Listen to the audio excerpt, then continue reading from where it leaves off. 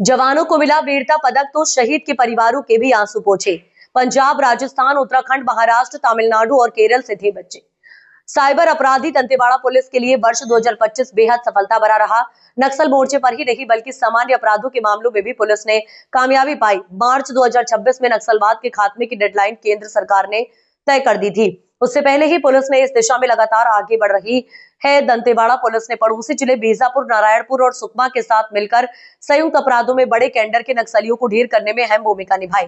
SP गौरव राय ने आज नववर्ष की पूर्व संध्या पर वर्ष 2025 की पुलिस की सफलता की कहानी पत्रकारों के साथ साझा की और नव वर्ष 2026 में नई उम्मीद की तस्वीर भी बताई। नक्सल मामलों की बात करें तो नववर्ष 2025 में कुल 272 नक्सली आत्मसमर्पण कर समाज की मुख्य धारा में शामिल हुए। इन पर कल 2,97,00,000 का इनाम घोषित था, जबकि 2024 में समर्पित नक्सलियों की संख्या 234 थी। वर्ष 2025 में मुठभेड़ में 4 नक्सली मारे गए और 35 नक्सली गिरफ्तार किए गए। जवानों को नक्सली अभियान में कामयाबी मिली। सबसे पहले दोबारा पुनः स्वागत आप सभी का। आपके माध्यम से आपको और पूरे क्षेत्रवासी को नव वर्ष की एडवांस में हार्दिक बधाई। आज हम लोग यहाँ उपस्थित हुए हैं जो ईयरली हमारा पुलिस की जो एक्टिविटीज़ रहती है तो उसके बारे में ब्यौरा देने के लिए। तो दंतेवाड़ा के लिए दंतेवाड़ा पुलिस के लिए 2025 वर्ष काफ़ी अच्छा वर्ष रहा। सभी पहलुओं पे अच्छा काम लगभग हुआ है और जहाँ जहाँ पे नहीं हुआ है, जहाँ कमी भी है, तो हमारा ये प्रयास है कि हम उसको और अच्छे से करें, क्योंकि कोई भी परफेक्ट तो होता नहीं है, तो हम लोग उसको और इम्प्रूव करेंगे। अगर देखा जाए तो सर्वप्रथम नक्सल अभियान में 2024 वर्ष में 234 नक्सली ने आत्मसमर्पण किया था, जिन पर कुल 90 लाख रुपए का इनाम घोषित था। इस वर्ष 2034 के मुकाबले 2025 में 272 नक्सलियों ने आत्मसमर्पण किया है। और अगर देखा जाए तो उसमें कार्डर्स, सीनियर कार्डर्स भी हैं, क्योंकि इनाम की राशि 90 लाख से 2,97,00,000 है। इसके साथ ही जो आत्मसमर्पित नक्सली जो देते हैं, हम लोग हमेशा बताएं कि पुनः मार्गेम अभियान के तहत और छत्तीसगढ़ शासन की पुनर्वास नीति के तहत उनको प्रोत्साहन राशि दिया जाता है और साथ में फिर हम लोग ट्रेनिंग भी कराते हैं। तो इसमें विभिन्न जो सुविधाएं रहती है, जैसे बस पास लगभग 795 लोगों का हुआ है, बैंक खाता उनका खुलवाया गया 203, राशन कार्ड उनका बनवाया गया और स्किलिंग भी दिया गया है। लगभग 100 से अधिक आत्मसमर्पित नक्सली दंतेवाड़ा लाइवलीहुड है जहाँ पे उनका ट्रेनिंग होता है, वहाँ पे प्रशिक्षण पास कर लिया और लगभग इस समय दंतेवाड़ा से लगभग 77 जो है वो प्रशिक्षणरत है। अगर नक्सल में जो क्राइम केसेस रहते हैं, यूएपीए के जो एक्ट्स रहती है, 2024 में 51 अपराध दर्ज किए गए थे, वहीं 2025 में गिरावट है 51 से 29। तो ये दिखाता है कि जो नक्सल की एक्टिविटीज़ है उसमें एक बहुत अच्छी कमी आई है। और इसमें और जितने भी केसेस रजिस्टर हुए उनमें जब हम लोगों ने 35 आदमियों को गिरफ्तार किया, जिन पर कुल 17 लाख का इनाम घोषित था। और ऑपरेशंस की बात करें तो दंतेवाड़ा में 2024 वर्ष में लगभग 49 नक्सल्स को न्यूट्रलाइज किया गया था, जिन पर कुल 2,82,00,000 रुपए का इनाम था। इस वर्ष वो घटकर 4 है। ये भी कहीं ना कहीं एक पॉजिटिव संकेत है कि यहाँ पर जो नक्सल गतिविधि है, जैसे इंसिडेंट्स कम हुए वैसे ही जो न्यूट्रलाइजेशन है वो कम हुआ है और आत्मसमर्पण बढ़ा है, अगर ओवरऑल देखा जाए तो। बट इसके अलावा जैसे कि डीआरजी दंतेवाड़ा हमेशा जॉइंट ऑपरेशन में साथ दिया है उन्होंने और हमेशा पार्टिसिपेट करती है, जिसमें खासकर अबुझमाड़ वाले एरिया में जो इम्पोर्टेंट ऑपरेशन हमें जिसमें मानते हैं, जिसमें सीपीआई माओवादी का जनरल सेक्रेटरी बसवराजू का इनकाउंटर में शामिल था, फिर ऑपरेशन ब्लैक फॉरेस्ट जो बीजापुर में हुआ था, और ऐसे विभिन्न कई मुठभेड़ है। सबका तो अपन डिटेल नहीं देंगे, लेकिन ऐसे कई मुठभेड़ थे, कई ऑपरेशन थे जिसमें दंतेवाड़ा ने पड़ोसी जिले नारायणपुर, बीजापुर, सुकमा में पार्टिसिपेट किया और सफल अभियान किया है।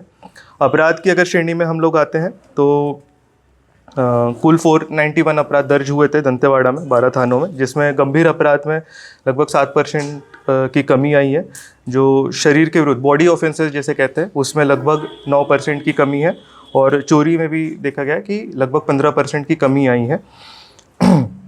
इसके साथ ही जो नए कानून आया है उसके तहत उनका ट्रेनिंग भी दिया गया, क्योंकि यहाँ पे मेजर फोकस नक्सलिज्म रहा है, लेकिन धीरे धीरे जैसे नक्सल ख़त्म हो रहा है तो हम लोग जो स्टाफ है उनके ट्रेनिंग के लिए आईगॉट कर्मयोगी है और उनको अलग अलग टाइप के ट्रेनिंग दिए गए, जिससे कि जो नए कानून BNS, BNSS, BSS है वो लोग रूबरू रहें और उसका अच्छे से क्रियान्वयन हो सके। साइबर के केसेस के मामले में ये है कि पिछले वर्ष 13 अपराध थे, अब की बार 24।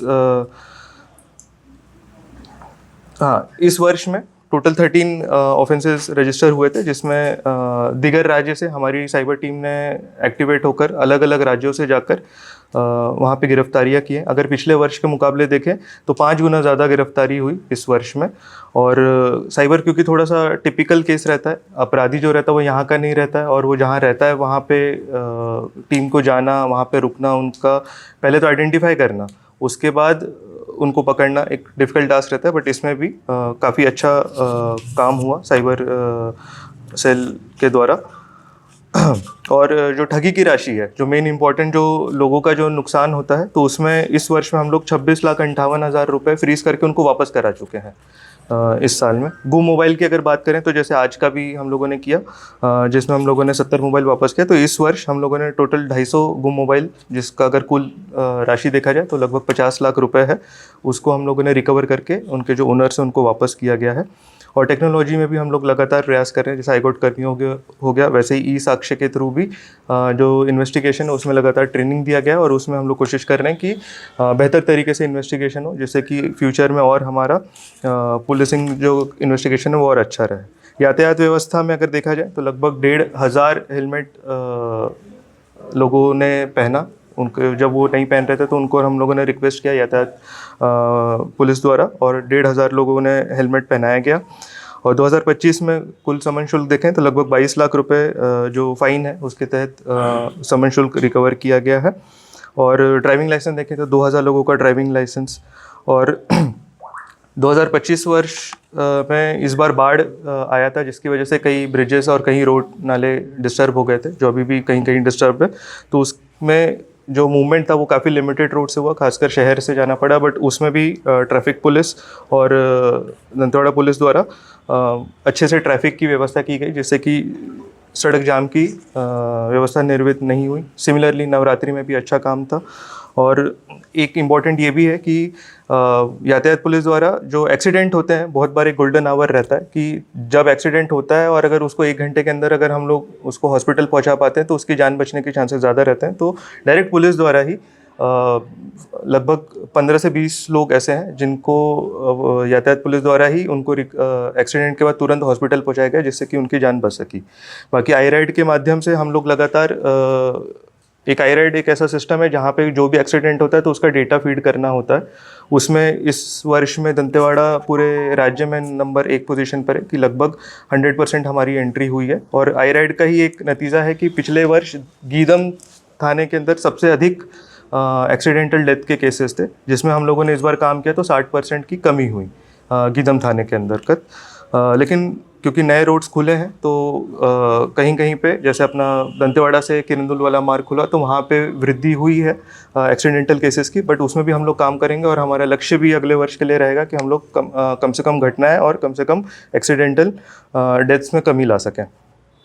सामुदायिक पुलिसिंग की अगर बात करें तो लगातार विभिन्न कार्यक्रम हुए, जिसमें हम लोग लोगों को टच किए, साइबर क्राइम का हो, महिला संबंधी अवेयरनेस हो, ऑफेंसेस, वुमेन रिलेटेड ऑफेंसेस या चाइल्ड रिलेटेड ऑफेंसेस हो गए, ट्रैफिक रिलेटेड अवेयरनेस हो गया, साइबर रिलेटेड अवेयरनेस हो गया। तो अलग अलग जगह 105 कार्यक्रम हुए, जिसमें लगभग 10,000 से ज़्यादा लोगों तक पुलिस ने अपना पहुँच बनाया और उनको साइबर फ्रॉड सुरक्षा और नशा मुक्ति और क्या कहते हैं महिला और बच्चों से संबंधित अपराधों के बारे में जानकारी दी गई। और